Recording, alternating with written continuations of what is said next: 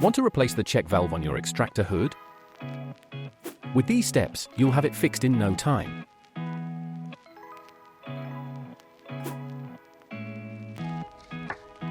What you need: a new check valve. Step 1. Remove the drainage channel.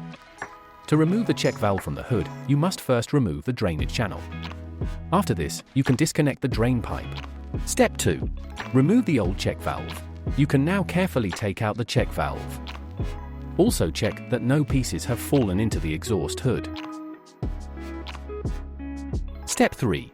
Insert the new check valve. Place the new check valve where the old one was and replace the drain pipe back in place. Step 4. Replace the drainage channel. Place the drainage channel valve back in place.